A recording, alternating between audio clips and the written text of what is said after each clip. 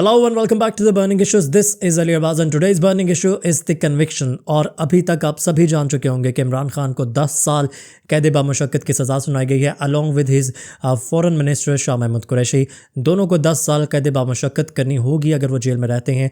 और ये सारा मामला शुरू हुआ था 27 मार्च 2022 के इस्लामाबाद की परेड ग्राउंड में, जहाँ पर इमरान खान ने अपनी जेब से एक साइफ़र, एक कागज़ का टुकड़ा निकाल कर दिखाया और बताया कि ये साइफ़र है और ये अमेरिका से आया है। और जो पूरी फिक्शन उसके अराउंड क्रिएट की गई थी वो ये थी कि इमरान खान की हुकूमत को घर भेजने में अमेरिका का हाथ है। अब साइफ़र एक सीक्रेट डॉक्यूमेंट होता है जिसको आपको हर सूरत में डिस्क्लोज़ नहीं करना होता और कोडेड वर्ड्स में आता है। उसको डिकोड करके आप जहाँ जहाँ पे ज़रूरत होती है अहम दफातर में उनको भेजते हैं।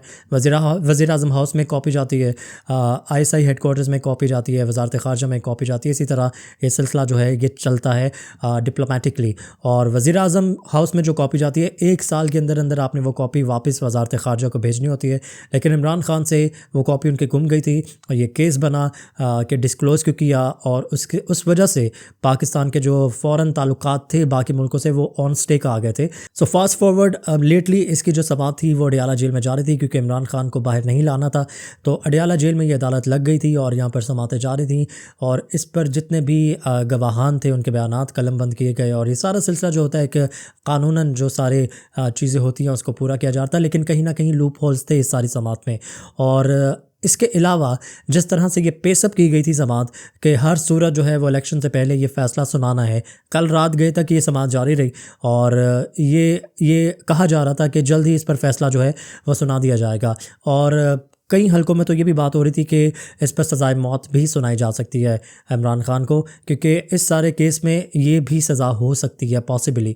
ये डिपेंड करता है जज पर कि जज जो है वो क्या सज़ा देता है। लेकिन अभी 10 साल कैद बामुशक्कत की सज़ा सुनाई गई है और इमरान खान से बड़ा तफसीलन जो है वो पूछा गया।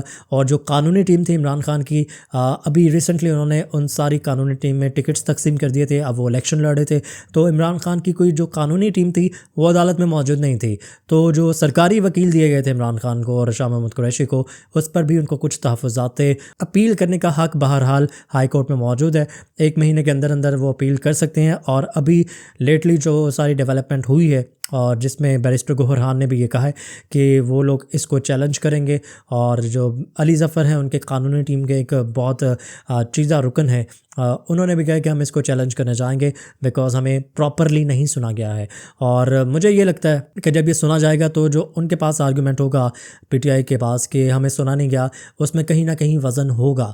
लेकिन इसमें आप ये चीज़ इग्नोर नहीं कर सकते कि जो सीक्रेट डॉक्यूमेंट्स आते हैं, साइफ़र जो आता है किसी भी मुल्क का किसी मुल्क में, वो अगर आप इस तरह डिस्क्लोज़ करते रहेंगे तो आपके जो ताल्लुकात हैं फ़ॉरेन अफेयर्स जो है आपके दूसरे मुल्कों के साथ वो ऑन स्टेक डेफिनेटली आएंगे बिकॉज़ जो ट्रस्ट डेफिसिट होता है वो अपनी जगह मौजूद होता है। ये सारी चीदा बातें थी और अभी हम इन निटी ग्रिटीज़ में इसलिए नहीं पढ़े क्योंकि अभी तक पूरे मीडिया पर आपने पूरा दिन जो है वो ये सब चीज़ें सुन ली होंगी कि क्या नट एंड बोल्ट्स थे इस सब मामले के, इस समाअत के। लेकिन हम इस केस के सियासी पहलू पर ज़्यादा बात करेंगे, सियासी तौर पर इसके क्या इम्प्लिकेशंस हो सकते हैं। We are just 6 or 7 days away from this general election और उससे चंद रोज़ पहले इतना बड़ा फ़ैसला आ जाना और इस तरह डाउन एंड आउट कर देना एक बंदे को जो कि पॉपुलर लीडर है। 2018 में अगर आप अपनी फ्लैशबैक पर जाएं, 2018 में भी इलेक्शन से कुछ रोज़ पहले नवाज़ शरीफ को सज़ा सुना के बाहर कर दिया गया था, साथ मरीम नवाज़ को बाहर कर दिया गया था। So the point here is के कितनी बार यही ओल्ड स्क्रिप्ट हम दोहराते रहेंगे। 2018 के इलेक्शन से चंद रोज़ पहले नवाज़ शरीफ और मरीम नवाज़ आउट हुए थे, इस बार 2024 के इलेक्शन में इमरान खान को बाहर कर दिया है। तो ये ओल्ड स्क्रिप्ट से सिर्फ पाकिस्तान का नुकसान हो रहा है, यू लाइक इट और नॉट, बट इससे कोई फ़ायदा किसी को नहीं होने जा रहा लॉन्गर रन में, स्पेशली पाकिस्तान को तो इससे कोई फ़ायदा नहीं होने वाला। और दुनिया जो है वो आगे मूव ऑन कर गई है, हमें भी अब मूव ऑन कर देना चाहिए। ये जो पॉलिटिकल विक्टिमाइजेशन है इसको मिनिमाइज़ जितना हो सके करना चाहिए। पूरी तरह से एलिमिनेट नहीं कर सकते लेकिन एटलीस्ट इसको मिनिमाइज़ कर दें। अब जो नून लीग के लोग होंगे वो ये कहेंगे कि नवाज़ शरीफ के साथ नहीं ऐसा हुआ था, अब इमरान खान के साथ हो रहा है। तो आप लोग बोल रहे हैं मुझे ना इमरान खान से इतना कोई लगाव है ना मुझे नवाज़ शरीफ से लगाव है।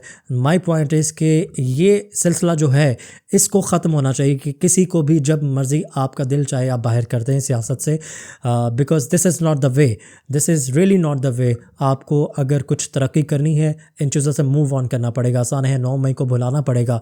आप भुला तो नहीं सकते, लेकिन एटलीस्ट थोड़ा सा फॉरगिव करना पड़ेगा ताकि हम मूव फॉरवर्ड कर सकें।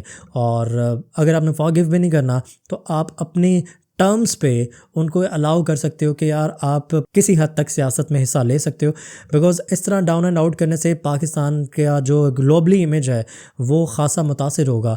और लेट्स सी कि अभी जब ये अपील में जाते हैं तो क्या फ़ैसला ओवरटर्न होता है या नहीं, बट इसके सियासी तौर पर काफ़ी ज़्यादा बुरे असरात पड़ेंगे। 2018 वाला जो एक ओल्ड स्क्रिप्ट था, एक ओल्ड फिल्म थी, अब वो दोबारा रिवाइव हो चुकी है। हम उसी डगर पर, उसी स्क्रिप्ट पर 2024 में भी चल रहे हैं। एंड गॉड नोस के 2029 या 30 में जब भी इलेक्शन होंगे उस वक्त कौन विक्टिम बनेगा।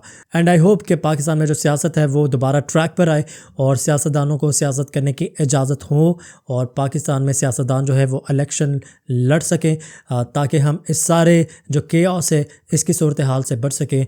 This is Ali Abbas signing off from the burning issues and keep the comment section alive.